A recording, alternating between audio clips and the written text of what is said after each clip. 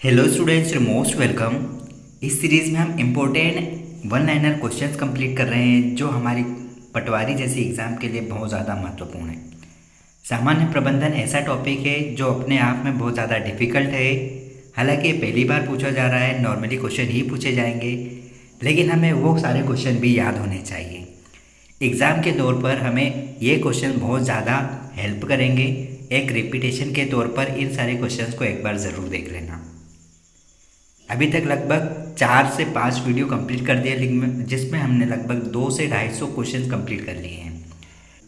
पहला पॉइंट है, शक्ति का अधीनस्थों में विभाजन क्या कहलाता है? शक्ति का अधीनस्थों में विभाजन शक्ति पृथक्करण कहलाता है। शक्ति पृथक्करण। प्रशिक्षण का संबंध किससे है? प्रशिक्षण का संबंध किसी विशिष्ट कार्य ज्ञान से है। प्रशिक्षण का संबंध किसी विशिष्ट कार्य ज्ञान से है। संगठन में मुख्य फैसले किसके द्वारा लिए जाते हैं? शीर्ष प्रबंधन के द्वारा। शीर्ष प्रबंधन के द्वारा संगठन में मुख्य फैसले लिए जाते हैं। प्रतिभूतियों का देय मूल्य जब संपत्तियों के चालू मूल्य से अधिक हो तो कौन सी स्थिति कहलाती है? प्रतिभूतियों का देय मूल्य जब संपत्तियों के चालू मूल्य से अधिक हो उस समय अति पूंजीकरण कहलाता है। अति पूंजीकरण होता है। किसी भी कार्य को सुचारू रूप से पूर्ण करने के लिए क्या आवश्यक है? किसी भी कार्य को सुचारू रूप से पूर्ण करने के लिए एक प्रबंधन बहुत ज़्यादा इम्पोर्टेंट है, महत्व रखता है। पूर्वदत्त व्यय क्या है? पूर्वदत्त व्यय चालू परिसंपत्ति है। चालू परिसंपत्ति पूर्वदत्त व्यय कहलाता है। बंध पत्र किस प्रकार की देनदारी है? दीर्घकालीन देनदारी। दीर्घकालीन देनदारी है। हेनरी फेयो द्वारा प्रबंध के कितने सिद्धांत प्रतिपादित किए गए हैं? हेनरी फेयो द्वारा प्रबंध के 14 सिद्धांत प्रतिपादित किए गए हैं, ये ध्यान रखना। निर्देशन के मुख्य तत्व कौन से हैं? निर्देशन के मुख्य तत्व अभिप्रेरणा तत्व और संप्रेषण है। याद रखना, निर्देशन के मुख्य तत्व अभिप्रेरणा तत्व और संप्रेषण है। बाजार अनुसंधान किसका कार्य है? बाजार अनुसंधान विपणन प्रबंधन का कार्य है।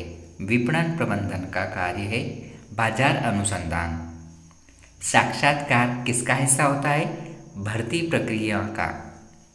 नियंत्रण प्रबंध का कौन सा कार्य है? नियंत्रण प्रबंध का कौन सा कारण है? नियंत्रण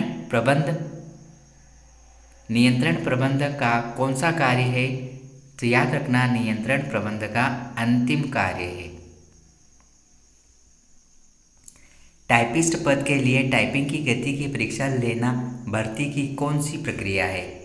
विशिष्ट योग्यता परीक्षा। विशिष्ट योग्यता परीक्षा।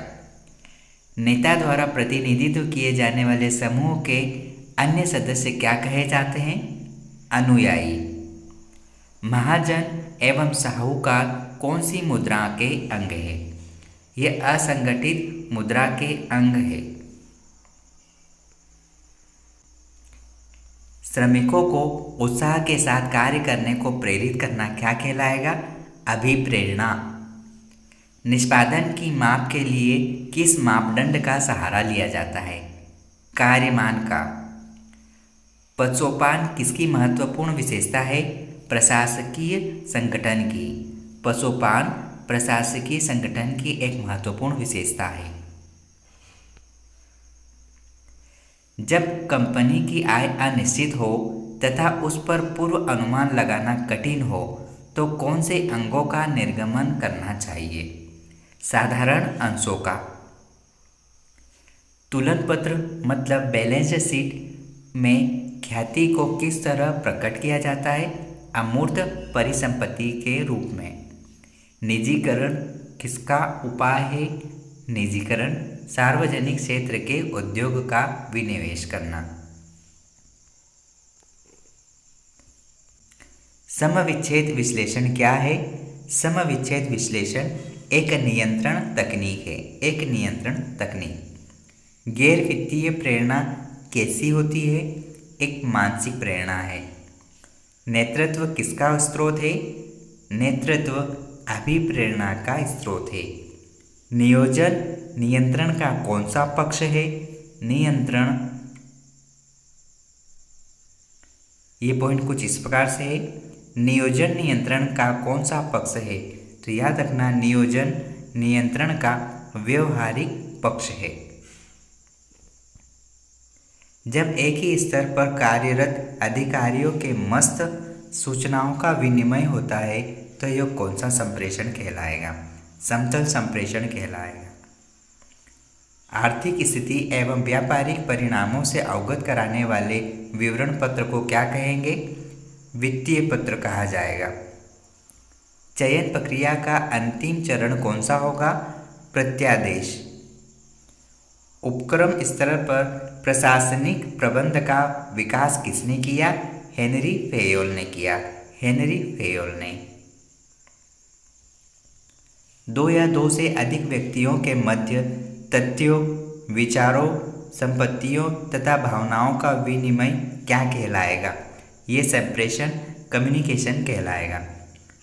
उपक्रम के सभी कार्यों में कर्मचारियों का सहयोग प्राप्त करना क्या कहलाएगा? सहभागिता कहलाता है। प्रशिक्षण अवधि में प्रशिक्षु को क्या प्राप्त होता है? अप्रेंटिस।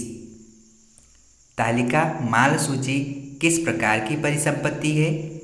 चालू परिसंपत्ति है। पूंजीवाद और समाजवादी के मध्य कौन सी अर्थव्यवस्था होती है? मिश्रित अर्थव्यवस्था। प्रबंध विकास कार्यक्रम की धुरी क्या है? स्वयं अभिप्रेरणा। सहायक व्यय की गणना के दौरान जब एक गलती हो जाती है तो ये क्या कहलाएगा? लागत निर्धारण त्रुटि। विभिन्न हितधारियों के लिए कौन सा विवरण तैयार किया जाता है? वित्तीय विवरण। बाजार मूलक विक्रय प्रयास किसमें किए जाते हैं? विपणन संसाधन में, विपणन प्रबंधन में। पैकिंग और ब्रांडिंग किसका कार्य है? विपणन का। प्रतिफल दर में परिवर्तनशीलता को किस रूप में जाना जाता है? जोखिम के रूप में जाना जाता है। प्रबंधक के संपूर्ण ढांचे की नींव किसे कहा जाएगा? संगठन को कहा जाएगा। कर्मचारियों की पदोन्नति करना किस प्रकार की अभिप्रेरणा है? गैर वित्तीय अभिप्रेरणा है। टेलर की क्रियात्मक फोरमैनशिप का विकसित रूप क्या है या कौन सा है? कार्यात्मक संगठन। किस प्रकार के संप्रेषण की गति अपेक्षाकृत तीव्र होती है? किस प्रकार के संप्रेषण की गति अपेक्षाकृत तीव्र होगी? अनौपचारिक संप्रेषण। ये नाम ध्यान रखना आपने। प्रबंध का वह तंत्र कौन सा है जिसके माध्यम से प्रबंध अपना कार्य सुचारू रूप से संपन्न करता है? संगठन। सक्रिय प्रबंध किसे कहा जाएगा?